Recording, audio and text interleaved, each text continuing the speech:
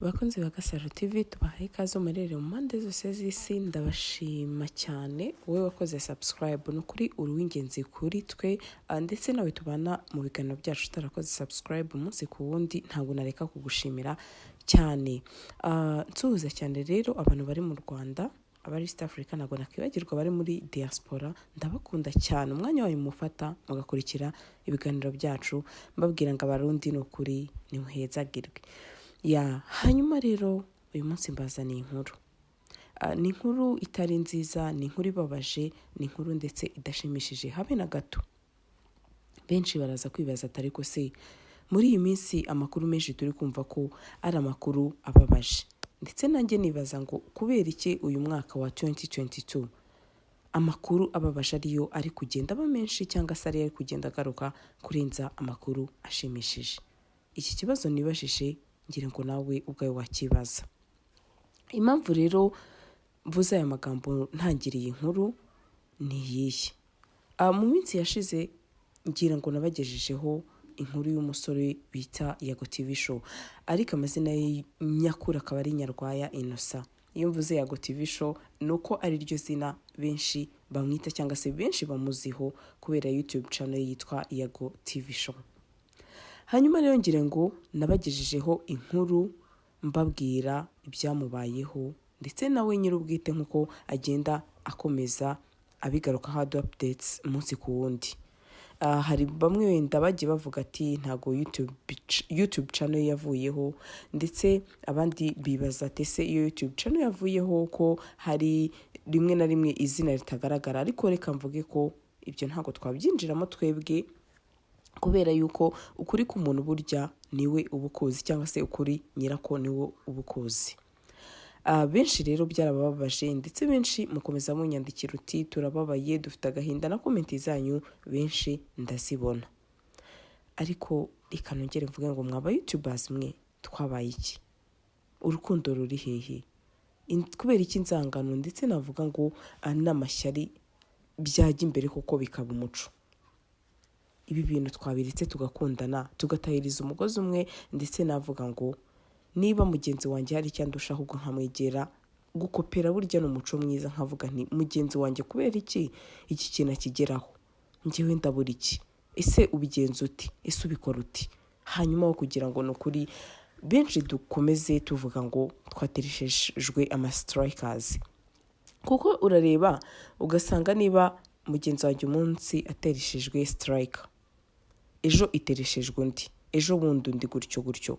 Amaherezo tuzareba dusange mu Rwanda nta online TV cyangwa se YouTube channel n'imwe ikiriho.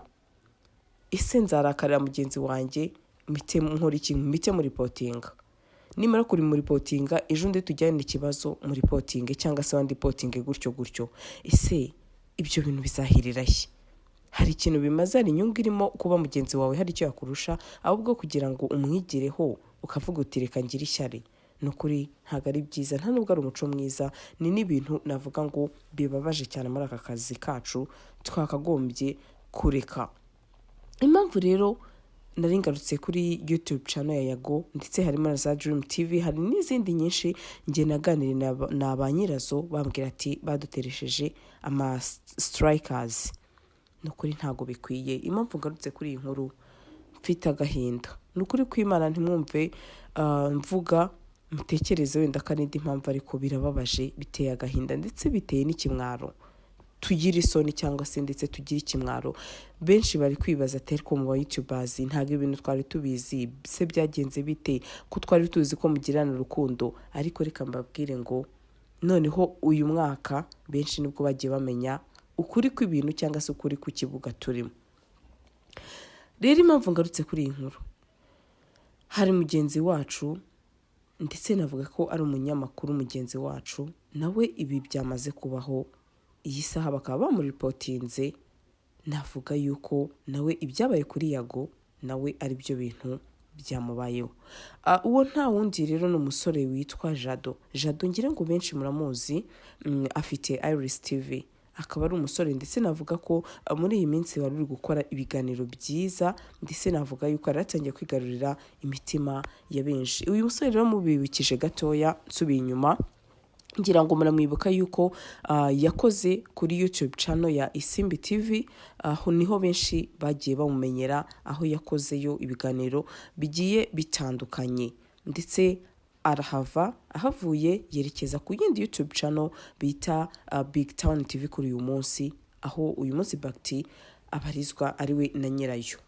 Rero yarakoze arakora, navuga yuko ndetse benshi baramumenya. Hanyuma arangije afata icyemezo aravuga uti reka gukorera abantu mbihagarike nanjye nshinge akantu kanjye gatoya, nk'uko natwe twese twatangiye. Hanyuma ikintu yakoze, yasezeranye na Bakti neza mu bupfura, ndetse nawe aranamushyigikira, amubera umuntu w'intwari, amubera umugabo. Arangije ati aho werekeje rwose mbihaye umugisha wa mukuru wawe, ugende nawe ushinge ibyawe. Navuga yuko yari intambwe nziza, yari igitekerezo cyiza, ndetse navuga yuko ntago biba byoroshye ibi bintu, ariko iyo umuntu yemeye akihiringa akabijyamo, nuko abavuga uti nanjye byibuze mbona hano nakura amaramuko cyangwa se nakura umugati wo kurya. Hanyuma rero icyabayeho, yahise ashinga iyo YouTube channel, ndetse navuga ko muri iyi minsi yakoraga. Hanyuma ejo tugiye kubona, ubwo navuga ejo hashize hano iwacu mu Rwanda hari kuwa gatanu, kuko ntago amasaha y'abantu angana, niyo mpamvu nkoresheje hano iwacu mu Rwanda. Tugiye tubona ubutumwa kuri status ye cyangwa se kuri WhatsApp ye, yanditse aya magambo akurikira ati: bakunzi ba Iris TV, turabashuhuje kandi tubifurije ineza n'umwaka mushya. Tubabajwe no kubamenyesha ko urubuga rwacu entre parenthèse channel yacu Iris TV twahuriragaho rubaye ruhagaze gato. Gusa timu yacu twizeye iri gukora ku kibazo twageze cy'abantu batatwifuriza iterambere. Reka ngasubiremo aka kantu ngo k'abantu batatwifuriza iterambere, hashyiraho akadomo. Hanyuma aravuga ati kubera Imana gukora cyane no kudacika intege, tuzakomeza gukora, Imana niducira inzira. Tubifurije umugisha mu byo mukora byose.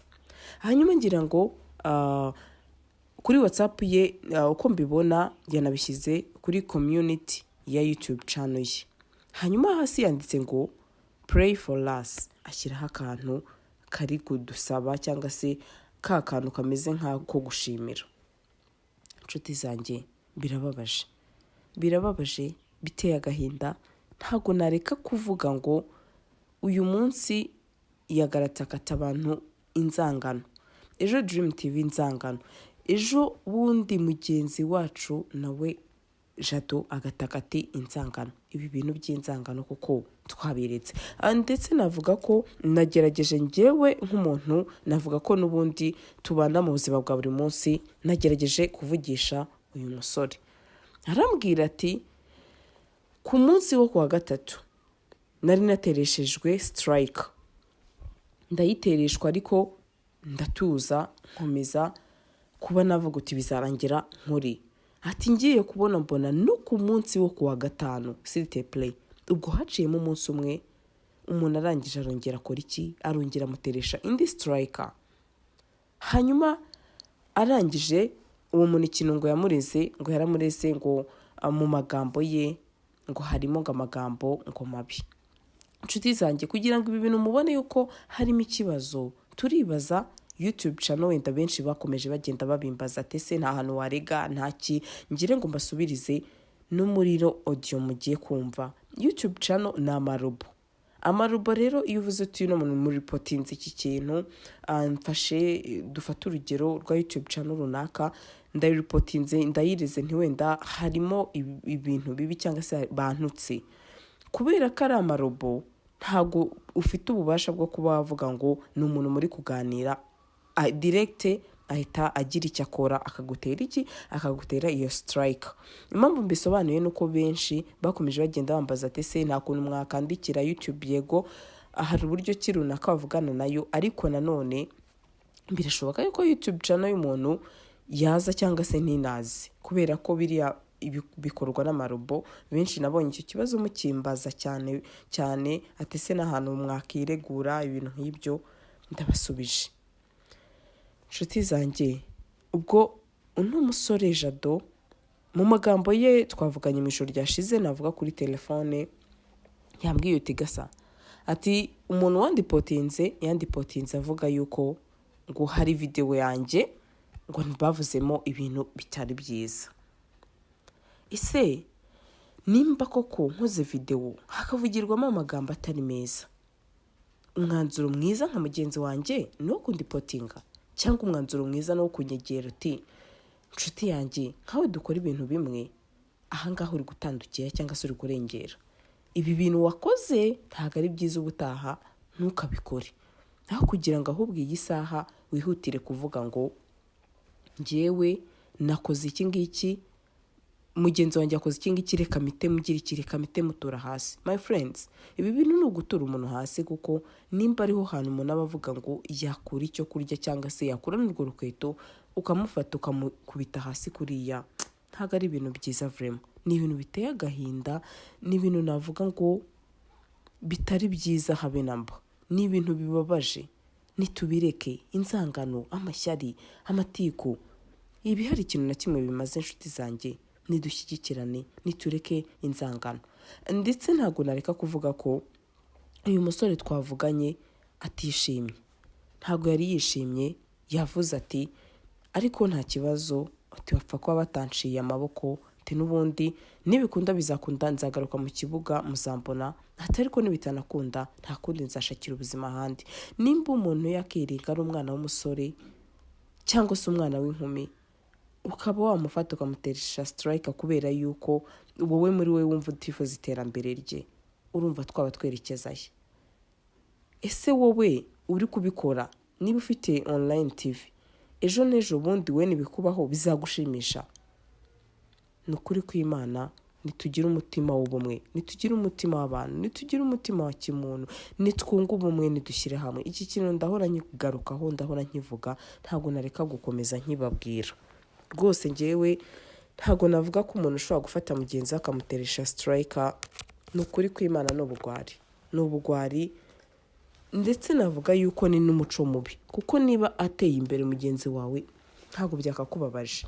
Ntekereza ko ahubwo ari inzira nziza yuko washimishijwe n'iterambere rya mugenzi wawe, aho kugira ngo iyi saha ube wafata umuntu kubera wenda akabazo gato muhuriyeho uvuge ngo kubera yuko runaka duhuriye ku kabazo runaka ngomba guhita nkuraho YouTube channel ye.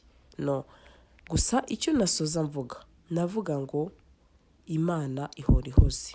Wowe uri gukora ibi bintu, wowe uri gufata ama YouTube channel ya bagenzi bacu cyangwa se y'abantu runaka ukayafunga, n'ukuri bihagarike, ntabwo ari byiza. Ndetse navuga yuko niba tugiranye ikibazo nawe, nyegera unganize, ko umuntu ni umuntu, ariko umwanzuro mwiza ntabwo ari uwo nguwo. Ngana ku musozo rero, reka nihanganishe umuntu bita Yago, nongere nihanganishe Isiaka, nongere nihanganishe uyu musore bita Jado cyangwa se uyu nyiri Iris TV. Ni ukuri mwihangane kandi mukomere, ikiruta byose musenge Imana yo mu ijuru, niyo itanga cyangwa se niyo iduha igisubizo kirambye cy'ibibazo byacu. Njye rero twari turi kumwe muri iyi nkuru, nubwo idashimishije, nubwo ari inkuru ibabaje, ni Sandra nk'ibisanzwe. Reka mubwire ngo nakagaruka, ciao, naho ubutaha.